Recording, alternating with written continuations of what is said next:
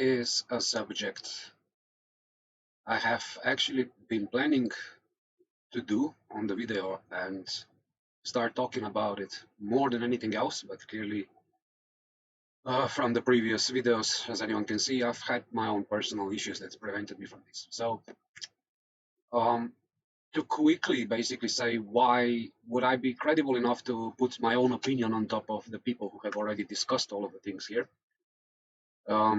Clearly, it's my work with information technology, telecommunications, and then working for the media industry for a very long time. Being aware of that, and then also the IT security and cyber warfare, dark web. So let's say that I'm always a lot more up to date on these subjects than average people would be.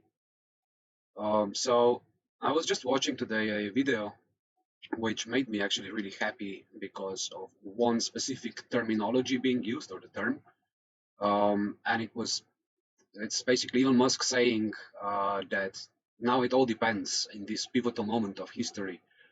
It all depends which team are you on, not even which side, whether it's left or right or something. And it's just a really nice word he used, or the nice phrase he used, team humanity.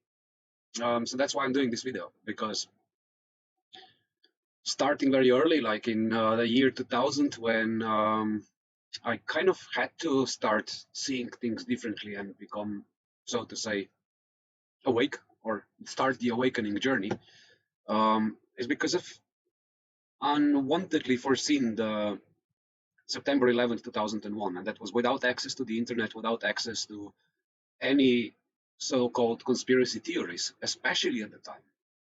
So the accuracy of the prediction for myself, I'm not going to go into the details now, was so extreme that when September 11th, 2001 actually happened, well, it was scary for me because I understood what I've seen, what I've foreseen, how have I foreseen it. So it basically nudged me into exploring myself and exploring the things that you don't learn in schools, you don't learn in the mainstream science and in the mainstream media, and it's quite hard to get the information from the internet as well. But things have changed, especially during the 2020 and the COVID crisis, and then afterwards. So I would say before then, for 20 years, I felt quite lonely and unwilling to speak about many of these subjects with a lot of people, especially not out in the open and public like this. So here we go. The video I was watching today was actually a discussion on X.com. So that's former Twitter. And it was Alex Jones, Elon Musk, Andrew Tate, and a few other people. I've seen Jack Posobiec there as well. I'm not sure if he was speaking because I haven't finished watching it all. But the important part here for me is the fact that they were talking about these really controversial subjects. So Alex Jones, for me, even before the Sandy Hook event, was not a very interesting person. And first and foremost, because I never dwelled into conspiracy theories from the sources like Alex Jones, or even below the quality of that level. And why is that so? And it's not because the guy wouldn't be right in many things he has said, and of course also wrong in quite more than a few things he has been saying. So it was more his energy, maybe this American shoutiness and loudness that did not appeal to me, but also his quite enraged and angry energy that I did not really like. Having said that, for example, I didn't listen to David Icke much either because of his own theories that were rather impossible to confirm. But over these couple of last couple of decades, I've seen both of these guys mature quite a lot. So Alex Jones has definitely been amazing, especially lately now that he's been able to come back into public. To see him grow up and finally admit where he was wrong and why he was wrong, and being open about it. So it's really hats off to the guy, because Every one of us can make mistakes. We can all be wrong. We're all human. We're all learning. And if you learn that you've made mistakes, that you've done something wrong, there is no shame in admitting that. There is much bigger shame in continuing the lie and not acknowledging what you did wrong, what your mistakes were. So then also David Icke, for example, recently I found one of his videos where he was discussing the existence of hyperdimensional spaces and realities, which is a lot more close to the current, still not so public and still definitely not mainstream scientific research into shamanism, transcendental meditation, or psychedelics. So, and it's mainly the research done on DMT. I will provide a couple of links of the things that I'm talking about. So one of them is going to be the video where Elon Musk, Jones, and Tate are discussing, and it's really interesting, really, really interesting to listen to it. And it's getting already quite a lot of attention also on YouTube, which is why I'm using this opportunity, obviously, to discuss it myself, because it's now finally opening a lot bigger playing field, and I hope opening up an opportunity for us to be actually able to speak freely. So freedom of speech is important. People can be wrong about things, but it's really important for us to be able to discuss them. So the facts that we have. So this is one video I will link. Then the other video which I will link is the discussion, quite lengthy discussion I found on YouTube about the DMT and um, the hyperdimensional realities. And then I will also link the third video, which is the David Icke video, where he is actually, in his own words and in his own experience, summarizing what the video about the DMT and hyperdimensional realities talks about. So it's really interesting to see how over the years, this mess of theories and attempts to explain what's going on have finally been narrowing down to sort of more common level of understanding through many different layers and angles and perspectives of spiritual experience, scientific debates. That is predominantly neuroscience through psychedelics and spiritual shamanisms and stuff like that. So it's really interesting to see where we're getting at. So what is also the most important thing to quickly touch on the same subject as Elon was saying in this debate that they had. And Alex Jones said the same, and I have been feeling the same on many different occasions. So let's say the year 2000 to 2001 was definitely a very critical and pivotal moment in the human history, because many things could have changed at that point. For example, JFK Jr. Was running for a president, and he got killed in a helicopter accident. That's at least the official version of it. Then, if he became a president, I'm pretty sure the course of our history as we know it would have been a lot different. Instead, we had the 2011, then we had Afghanistan and Iraq.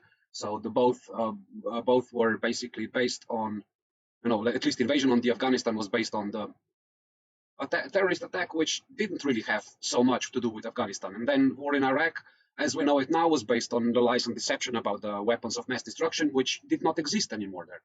So these are all the things that we know from the past. And I'm pretty sure if JFK was survived and lived and got elected, things would have been a lot different on that in that area and those fields alone. Then there was the 2012, was also quite a tipping point, but not so much noticeable for a lot of people. But this is where World Health Organization and Gavi and quite a few other organizations, together with Bill Gates and some other people, and investment institutions and predominantly the pharmaceutical companies, have already gained so much power that the next tipping point from that moment onwards was clearly going to be the takeover ultimate control of the mainstream media, and not just the mainstream media. That means also controlling generally what most of the journalism is doing nowadays. So if it's not investigative journalism, if it's not whistleblowers, if it's not just people also like Russell Brand, all sorts of experts during and after the 2020 who were brave enough to speak up and speak the truth. So a lot of people just risked a bunch of everything to be able to speak, and then they got cancelled. So this is where I was gonna speak a long time ago about the effects of the cancel culture, the division, the refusal to give people space and time an opportunity to talk, to speak for themselves, so that we listen to them, not with an intention to react, but just listen to them with an intention to understand.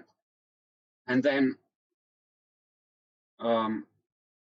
the very kind of it's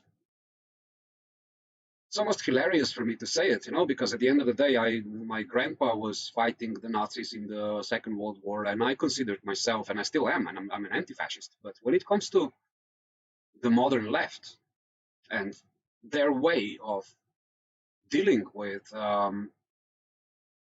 tough subjects and uncomfortable situations, that means how they label people left and right, for being racist, for being misogynists, for being bigots, and all this stuff. I mean, it's just ridiculous, because all these people doing that are failing to see how blatantly they are projecting their own negativity onto all of this. And then looking into all of this, it's not even surprising why, for example, subjects like narcissism tend to attract a lot more attention lately on the social media and everywhere, and the relationships are falling apart and stuff. I mean, at the end of the day, when I look at the most daily used structures of the society, of the modern society that we have, it's like social media, the media, and everything going into our lives. It's all basically dominated by the information technology and the overload of information. When I look at the contrast between people who are, let's say the team humanity, as Elon Musk calls it. So when I look at the contrast between people like Alex Jones, Andrew Tate, Elon Musk, David Icke, and Russell Brand. So a lot of these canceled people, like for example, one of the guys I really like is the rapper Tom McDonald. I mean, shout out to that guy, because he's great. His music is great. His lyrics are amazing. Generally, I'm not exactly a huge fan of hip hop, but every time he drops a new song, I can't wait to listen to it. He even created a pop song that hit the number one spot on the Billboard, which was amazing. I mean, what he does it all on his own, with his own independent label and stuff. So these are the kind of people that really speak up.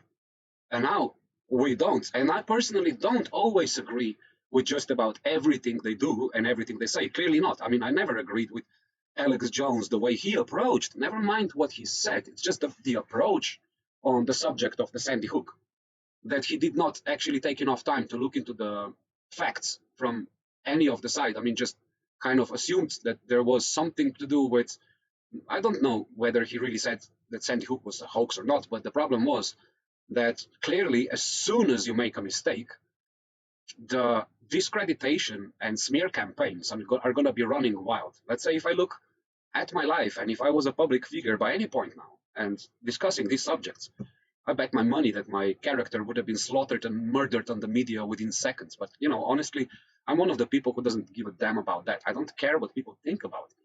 I care about people, but I don't care what they really think about me, because very often it turns out they might not be as right as they think they are. But that's fine. It's not my competition anyway. So cancel culture, banning people left and right, and just like acting like as if any reaction to other people is allowed, where then at the same time we blame them for their own reactions, and blame them for their own behavior, when a lot of us are behaving either the same or even worse. So I'll give an example, for example, where it taught me a lesson. So it was about 2017, I think 2017 to about 2018. I definitely didn't like Donald Trump for many reasons. Yeah, same as I didn't like Alex Jones. Just the kind of personalities that never really appealed with my own vibe and the way I saw things at the moment. However, having heard from so many different people, from so many different walks of life, that I should stop focusing on what I see on the internet and the media and listen to the man himself, which means at the end of the day, the best way to listen to the man himself, if you do not live in the United States, is just watch a live stream. Yeah, see when they are actually somewhere live and listen to them speak.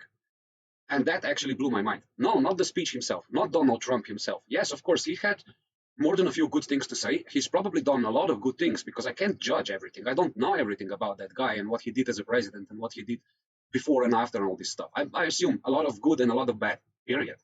This is the assumption I can put. However, facts are definitely far from my reach. And having said that, what I do know for a fact, what I've seen then with my own eyes, is the massacre that happened in the media following that live stream I watched. How they cut it up, how they edited the things he was talking about, and it was just outright insane. Not to mention the biggest and the best contrast to see was there during the 2020 when he was speaking about using bleach to disinfect surfaces, and also not bleach, but there was a very diluted 3% version of hydroxyperoxide, which you dilute with the water and then gargle it. This is what he was actually talking about. I saw it live. And then the very same day, within a few hours, CNN and other mainstream media followed with a clip where they made it with editing, really good editing skills.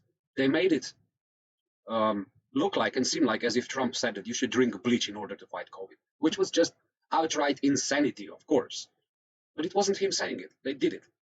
So the point what I'm trying to make here is, in comparison, listening to Alex Jones, who apparently went on trial because of Sandy Hoax,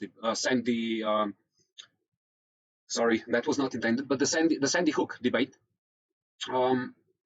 where he was found guilty for a few charges, whatever. I don't know the details. The point is, he admitted he was wrong. So in a sense, if they said, "Oh, you lied, we've proven you wrong, we've proven that you've lied," he said, "Okay, look, I lied, whatever, I was wrong, things that I've said were wrong to say, I shouldn't have done it, I'm sorry." That makes him, not more credible than he was and than he is now, even though there's a lot of things he's doing a lot better now. But that makes him a true human being, because he's acknowledged his weakness, he's corrected his behavior and attitude, and now he's a lot more pleasant to actually listen to, because even his own behavior has mellowed down a lot. He's more peaceful, he doesn't scream that much, and he's definitely not that angry. So it's great. It's really interesting to hear him speak again. So, having said that, like, a lot of people were wrong. And when they admit their mistakes, that's okay. And guess what? Who are the kind of people who never admit their mistakes? Well, it's actually the mainstream media. I've never seen them say, "Oh, we're so sorry. We made a bunch of mistakes. We lied to you about Iraq. We lied to you about where the attackers in 9/11 came from." 29 pages were declassified not so long after. Everyone could have spoken about it. Not a single word. They lied about WikiLeaks. They lied about Julian Assange. They lied about Edward Snowden in so many ways. It's unbelievable. They labeled him as a traitor. For what? Because he was showing that the governments are doing, not just the United States government, but all the governments in the world, are doing things that are really not legitimate anymore. And for what purpose? So they can keep the power. And who is actually holding the power? Is it the governments, or is it the lobbyists behind the governments? Well, look it up. At the end of the day, here in Europe, we really believe we have some kind of freedom. So why the hell are we living under the same kind of tyranny as most of the other countries? Whether we vote for someone or not, left or right, it ends up the same. They're all listening to the same comment, which comes from organizations like United Nations, World Economic Forum, NATO, and such. And who are behind these people? Yeah, look at the subject of the revolving doors.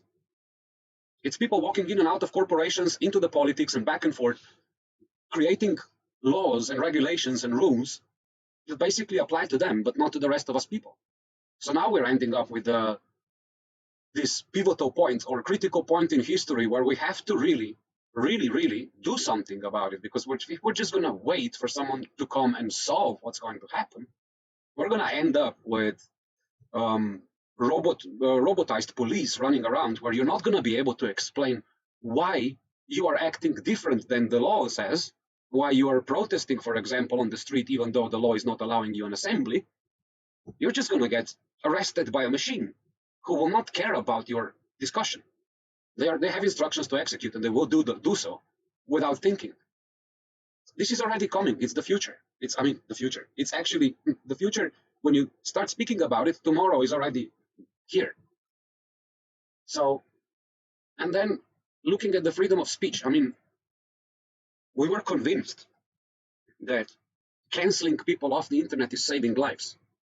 I am talking about the actual health, the medicine, and the propaganda that happened during 2020. What can we say? How many lives were actually saved and how many lives were not saved because people who had different data, different research, experts on the field, had something to say about the use of methods and the analysis devices like PCR and all this stuff, which was all but correct. And it's still hard to talk about it. Still really, really hard to open your mouth and say anything about the pharmaceutical companies and their own past. The opioid crisis in the United States, and many things in the past before. Many times they were responsible for horrible experiments on people, if not more. I mean, definitely more as well. And now we cannot talk about it anymore. Why? Because most of the people agree that this is good for them and good for the society. So now we have this critical point in life where when we're actually talking the difference, what is the society? Is it humanity together and working for our mutual survival and the benefit and the future of everyone? Or is it two layers of society where the privileged have everything for themselves, including the intergalactic ventures into the future, and all the rest of us either end up obeying and doing exactly what they want and what they say, or we're ultimately just gone. Because, and everybody could talk about it's a crazy idea and the depopulation agendas and most of the conspiracy theories. But as we go along, most of these things actually turn out to have some legitimate weight to what they tend to be. It's not that every conspiracy theory is completely true, but most of them turn out to be true to a certain extent. So the only way anyone can find the truth. So the conspiracy theorists are always obliged to check the other side so that don't drift too far into the rabbit holes which can drive them insane even. Because fear is a powerful emotion, and if you start driving your research based on fear and paranoia and only start seeing the danger and dark around you, fact is, any device you're going to plug on the internet can and will be hacked within a matter of minutes. But if you're going to keep being paranoid about that, then you should learn how to protect yourself efficiently instead of just thinking how and when the damage will happen. This is just one of the examples. So, there's a lot of talk about flat Earth, for example. It's like one of the theories I could not and cannot really agree with them because there's so many simple tests that you can do without too much debate to understand the effect of gravity on any object at any altitude. And why does it work so? So why do the planes don't need to adjust their altitude as they're flying above the surface? It's physics. It's really just basic physics. So that's pretty much, for example, stuff like that. If you believe in something, whatever it is, you can believe in God, and it's your right to do so. I have my own beliefs. And it's better to know and understand to every detail what you actually believe than just blindly following other people and copying what they actually believe. And this is the difference between having an empiric and pragmatic experience. Both together are really the key element to your own enlightenment, to your own mental health progress and psychological progress and actual seeing things for what they are.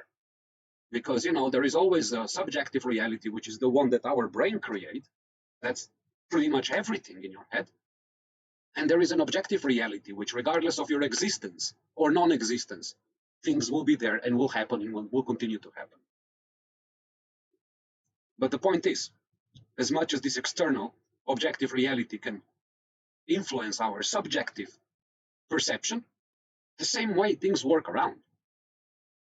When our minds become less subjective and less influenced by all of those ideas from the outside, and we become our more true selves, then we are the ones who actually influence the rest of the objective reality with ourselves through our actions, beliefs. So it's very important to be always, this is why it's important to be yourself, not just follow whatever it says in the headlines of the CNN and the BBC or their opposition. No. You have to dig. There is always, people ask me, how do you find all of that time?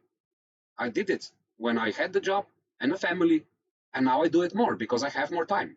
The point is, there is always enough of time each day to find that one important question to yourself, and then research the subject, maybe 15, 30 minutes a day, and keep researching until you find a goddamn good answer. So the point is, freedom of speech is not so important for when we have conversations and confrontations and dialogues with one another.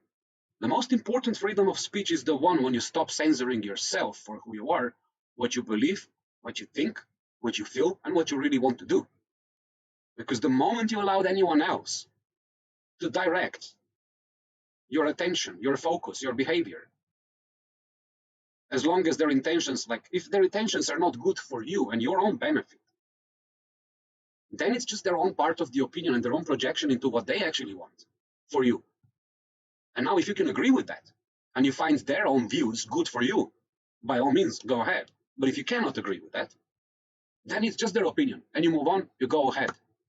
Everyone has the right and is truly entitled to have their own opinion.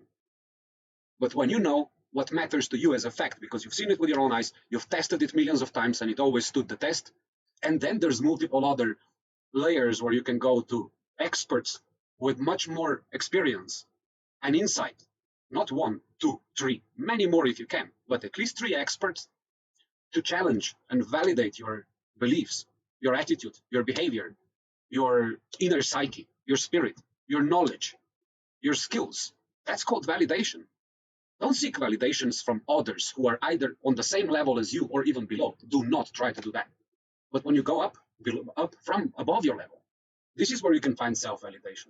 So you ask yourself, is what I do good? Is what I do right? Is it correct? This is self-validating and self-testing and self-questioning. But obviously the results you're going to get is from people who have a lot more experience than you. And this is the difference between people who maybe just discuss theories about something that none of us know or that they don't know. They're good for discussion. But when you're going to have to go and validate, you really need people who know how to get true results and get there. So that's the point. And either way, however you look at it, like